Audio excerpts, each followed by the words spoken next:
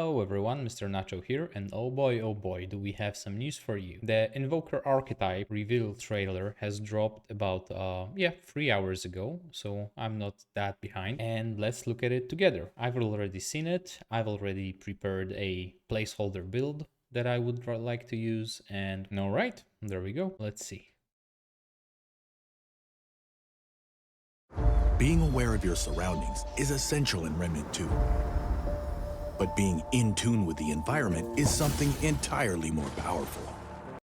Alright, that's dope. We have some new enemies. They are basically just big walking pots. Fair enough. And also the staff that the Invoker is using seems to have a ranged attack, which, well, basically just changes this absolutely. And it seems like it's gonna be a very fun weapon to use. This is Tragic from Gunfire Games. Introducing the Invoker. Drawing strength from the nature spirits. Alright, and now we have the Trinity, and it's the 3-shot crossbow, which is dope as well. I'm just curious whether it will shoot 3 bolts in a row, whether it should be just 3 bolts at the same time, or it will like hold 3 bolts in a magazine, but we will have to see. To the Asia, the Invoker can harness the mystic power of the jungle. Their perks are based around skill usage, the centerpiece being their prime perk, Visionary. Alright, let's see. Doubles base skill charges for all archetypes. Skill activation reduces all skill cooldown by 10%. For heavy weapons, doubles heavy weapon base ammo instead. Alright, so that's really gonna be very good for the engineer, obviously, since you will get double ammo. You will have to give up on the overcharge though, so it's a give or take. We'll have to see which one just performs better, but this prime perk I very much like. When it comes to the double base skill charges, the way it works, it's additive and not multiplicative. So if you go for the hyperconductor, then you will get a double charge. So let's say that you have Gunslinger and they have 2 charges of quick draw. So whenever you wear the hyperconductor, you will get 4 charges. And if you have Visionary as well, then you will have 6 charges. So it doesn't double the already doubled value. So you won't get 8 charges, you will get instead 6. Same goes for any other skill. So let's say that you have the Medic Shield. So with this prime perk, it will give you 1 bonus skill charge and the hyperconductor will give you another 1. So you will have 3 at most. All right, so this is how it's going to work. I am a huge fan of this prime perk. It's very good. This grants the Invoker double skill charges for any equipped archetype and reduces skill cooldowns. And when it comes to skill, animation for it is insane. The Invoker thrives. Their first skill, Way of Kula, is all about making it rain. Literally. The Invoker summons a rainstorm. This I'm not a huge fan of. This is the same attack that the Ravager uses, which, I mean, it makes sense. It's a wolf, it's from Asia, it's all good, but it will stagger you, so you can't really take any actions whenever it's howling. I am curious whether the incoming trait that will reduce stagger, if it will be able to prevent you being staggered by this howl, for example. By a powerful tidal wave. Enemies caught in the downpour are drenched and subsequently slowed and intermittently blasted by lightning. Allies, on the other hand, they gain haste. Their second skill. Alright, so let's see the first skill. It's the Way of Kula. And what it says, invoke Kula to cast a tidal wave, dealing some elemental damage and conjuring a rainstorm for 20 seconds. The 20 seconds is not really very representative of what it will actually be, because by default, the trait that the Invoker will have is that you will get 30% increase to the skill duration. So assuming that this is not 19.5 but 20 seconds instead, so the math is easier, we'll get 6 extra seconds by default. So it will be like 26 seconds. Then you can prolong it with some other skills, and you can prolong it with like using Relic or having a skill duration fragment or some rings. We don't really know what rings and amulets will be introduced in the game, so this might change as well. But if you run the Invoker as a main, you will also get 2 charges of this skill. So even though the cooldown says 112.8 seconds, then I don't really think that this will be too big of an issue to keep 100% uptime on it. Alright, allies inside Rainstorm gain haste which is very nice when it's a support build, even for your minions if you are playing solo. So for something like the summoner or handler, haste for your dog or your pets is very, very good. Enemies inside rainstorm getting drenched for 10 seconds. Drenched reduces movement speed by 10% every few seconds, which is great. And lightning strikes enemies dealing 1000 base shock damage split among drenched targets. So this is very, very good as well. It's going to be good versus tons of enemies. It's going to be great versus bosses. It's going to be very, very good in general. It will pair extremely well with the Havoc form, but we might have to wait and see how it will actually look like. But this is, I think, one of the best skills that the Invoker has. Let's get to the next one. Way of Meidra sees the Invoker reinvigorate the very ground they stand on. Enemies within the cleansed area contract gloom, which increases elemental damage taken. Allies gain a small burst of healing, a small but constant heal over time, and gain lifesteal against affected enemies. All right, so let's go for the second skill. It's the Way of Meidra, if I'm pronouncing it correctly. All right, so it's a burst heal for 20% health over 1.5 seconds, which is great. 20% is, well, quite a bit. It doesn't really do much in Apocalypse itself because you'll usually get 1 or 2 shots, so it's not at the break point where it will actually prevent you from getting 2 shot. But it also conjures a forest growth for almost 20 seconds, just exactly as the previous one, 19.5. After fully blooming, allies in the forest grove heal 2% max health per second and gain 3% of the base damage dealt as lifesteal. Enemies inside forest grove gain gloom for 10 seconds and it just increases the incoming elemental damage by 15%. So this would pair extremely great with the, well, first of all, medic, because healing. Second of all, something like Nightfall or something else that can give you even more lifesteal, because then you can just very, very easily capitalize on healing this way. So something like Death Wish would be kind of good. And obviously Gloom, so the enemies take more elemental damage. Ritualist and Miasma just will decimate them. It's very, very good. Let's go and see the last one.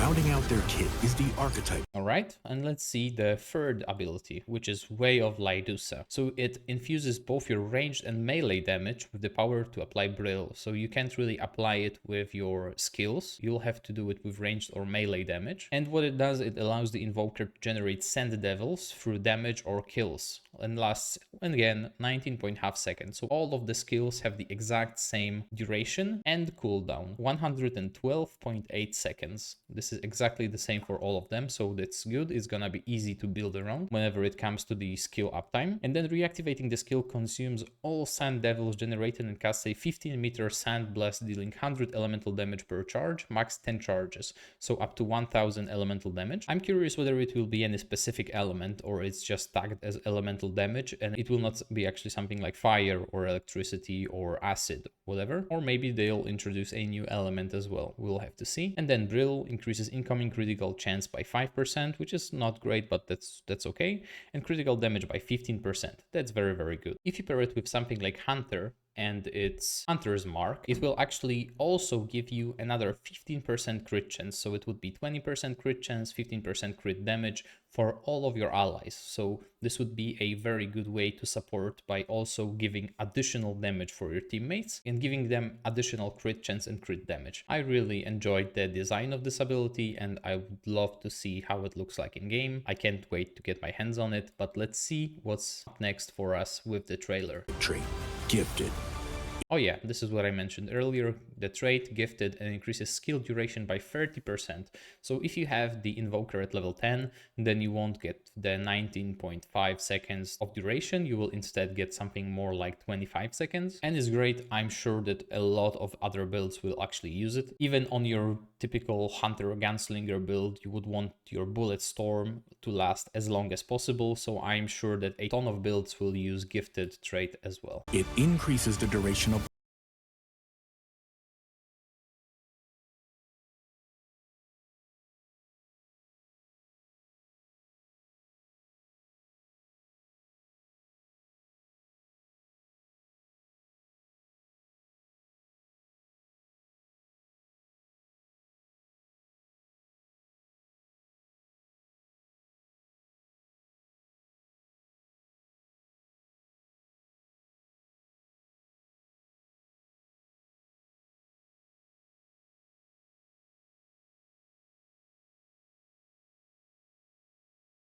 I'm extremely excited for the upcoming DLC. And as Tragic mentioned, this is, well, in fact, a hybrid archetype. It does kind of stand on its own two legs, but it really shines whenever you combine it with something else. If you get to the point where you have two archetypes, then it's going to be great. It's going to be, I imagine, quite difficult to start with this on a new run or like a hardcore run, but well, we'll have to wait and see. Maybe there will be some tech added with the new rings, amulets, or weapons. This is the summary of the Invoker's skills. So the Visionary, we know this is the prime perk. Then we have the Entranced, which is the damage perk. Increases skill damage by 30%, which is a lot. Elemental damage by 15%, and skill and elemental crit chance by 5%. So there's crit chance is like the default. Everyone gets at least 5%. The elemental damage is 15%, which is okay. And the skill damage is 30%, which is a lot. And this is something that I really like. Then we have the team perk Communion. Reduces skill cooldowns by 1% and heals 2% max health once every 3 seconds for allies while an invoker skill is active. So you really want to focus on prolonging your invoker skills and making sure that they are up at all times so that you get the reduced cooldowns and heals for 2% of max health, which is great. Then we have the utility perk, which is Mind and Body, which increases movement speed by 5% and damage reduction by 5% while an invoker skill is active. So free DR of 5% is incredibly great because this is exactly the same amount that the relic fragments give you. And this might be a great way to round up and to get to actually 80% DR on your build. And movement speed 5%, it's really good. You might have to just watch it to not overcap the movement speed because then it just becomes useless, but the utility perk can basically just ignore it and it will just work its magic in the background. It's very good. And then we have the relic perk Soothsayer, which is my favorite. On relic use, extend the duration of active invoker skills by 20% of the base duration. Cannot exceed the base duration. So the base duration is 19.5 seconds, so 20% of that, it's basically like 4 seconds. You can prolong it 5 times because it's 20% and it can go up to 100%. So you can, with relic consumption, make it basically 40 seconds, like by default, which is extremely good. And also relic use speed increased by 25% while invoker skill is active, which you want to have them active at all times anyway. So basically this is just a 25% relic use speed. It's almost a free glutton because from what I remember, the glutton gives you like 30%. So this is absolutely huge. Also on Remnant 2 toolkit, there is already a way to create an invoker build for yourself. Obviously there are not really any rings from the DLC or amulets or even weapons, but you can select the invoker and you can select the skills that you want to use, and you can basically just make a placeholder build for yourself. So I highly recommend that you go in and try to figure out the best way to play it. And this is the way that I decided to make it. I will obviously link it down in the description below. This is just a placeholder for now. I decided to go with the secondary handler and the attack dog, since all of the cooldown reduction and the skill duration will, I believe, allow me to have the attack dog up at all times, which would be 50% increase to range damage, which is great. Then we will also have 2 charges of it, which is absolutely fantastic. You could obviously just go with something like the Way of Meidra, which is the healing one, and you can double down and go with the support dog to make it an absolute healing beast, which is an option as well. The Red Widow set is just basically a placeholder because it reminds me of Yeisha and it looks really good. The Salvage Heart is going to be huge because it already has its 50% innate use speed bonus, which will be even faster with the additional 25% from Invoker. Range crit chance, range crit damage, and skill damage. Obviously, we'll have to tinker with this. Maybe the skill damage will become skill duration or skill cooldown. We'll just basically have to play around and see what it takes to have a 100% uptime on your skills. When it comes to the skills, I went for the Jester's Bell because you will be casting your skills a lot, and it increases mod and skill cast speed by 35%, and casting a skill or mod increases all damage by 20% for 15 seconds. You will be casting skills with the Way of Lusa quite a lot because you will be activating your Dust Devils, and then you will be just basically activating your attack dog as soon as it comes off cooldown, so you will be able to activate it both faster, and it will also grant you even more damage whenever you activate it. So it will be not 20% but 40% with the Jester's Bell, which is huge. Then we have the Akari Warband for some crit, Sapphire Dream Dreamstone to manage the skill cooldowns of the abilities. I'm not sure whether Deathloop will be necessary here, or maybe something like the Burden of the Stargazer, which reduces skill cooldowns by 15%, or Burden of the Rebel, which reduces skill cooldowns by 15% but decreases relic use speed by 25%. It will just be negated by the innate perk of the Invoker, so it will be basically just be free 15% cooldown reduction. We will have to tinker with it and see. I have my suspicion that the gun that was shown is actually a fusion rifle, so this is a fusion rifle setup. This is the gun that I'm speaking of. I think that it might be a fusion rifle. I'm not entirely sure. If it's not, then I'm just wrong and I'll adjust my build accordingly. But so far it would have a supercharger and the archer's crest on it, and obviously probability cord because we will be getting quite a lot of crit. When it comes to savior, it will be a nice temporary weapon because it will both get buffed by the handler, by the all damage, and by the elemental damage whenever you activate its mod. So it will get actually some use out of all of the archetypes and setup that we have going on. Then we have obviously Krelax with Tainted Blade because it's one of the easiest ways to apply Corroded for 10% extra damage, and the Nebula with Harmonizer is just something I prefer. Something that would be very good as well would be the Corrupted Drone Pistol because it gives you the Death Brand, or even something like Enigma because, well, it will be just good to deal with packs of enemies. When it comes to the traits, the only thing worth mentioning is that I put in Swiftness here because Handler actually shares its movement speed with the allies. It also increases your movement speed by default by 10%, and all allies within 10 meters of the handler gain the handler's movement speed if it's faster than their own. Which means that the swiftness will actually buff them greatly. And also swiftness is going to be reworked and it will actually incorporate Wayfarer as well. So you will climb ladders faster and you will vault over objects faster, which is absolutely great. So swiftness on this build is a must-have. The Ragged is just nice so the dog doesn't die so very quickly.